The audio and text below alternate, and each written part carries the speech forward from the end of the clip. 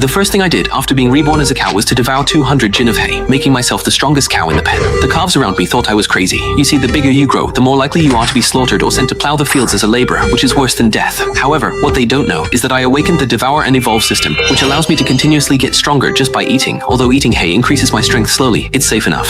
I thought I could smoothly reach 3000 gin and evolve, but the appearance of 2 humans disrupted my plan. Dad, don't kill Little Black. It's very well behaved. A little girl tugged at the strongman's hand, constantly acting spoiled, her red eyes occasionally glancing my way, but the strongman's expression remained unchanged.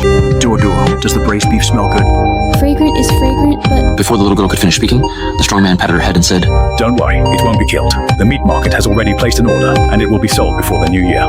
After hearing their conversation, the hay in my mouth suddenly didn't taste good anymore. Fortunately, it's still a while before the new year. As long as I can evolve before then, there must be a way to escape this cattle farm. For the past 2 months, I've been frantically speeding up my eating, stuffing everything from dry stalks to coarse tofu into my mouth, but the results have been disappointing. Ding, species, domestic cattle, current weight 800 pounds, constitution 15, strength 20.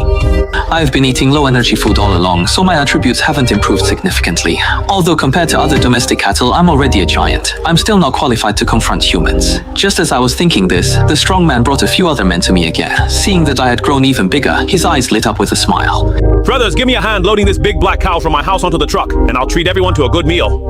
Actually, despite my desperate struggle, I was still dragged out of the cattle pen by my horns. Seeing the large truck with an iron cage in front of me, my heart sank. With a regular truck, I might have tried to overturn it and escape, but this truck with an iron cage shattered my hopes completely. However, when I was loaded into the truck, I discovered that they hadn't locked the iron cage, but used a latch to secure it. This was undoubtedly my last hope for escape. The truck started, and the body jolted violently. I stared intently at the latch. If I could knock it open, I could survive, but the burly man was sitting in the driver's seat, glancing at me through the rearview mirror from time to time, so I didn't dare to make a move. The truck drove onto the mountain road, bumping even more. While the burly man was focused on driving, I quietly used my horns to nudge the latch, pushing it out little by little. However, just as the latch was about to loosen, the burly man suddenly slammed on the brakes. Hold down! Are you blind when you drive?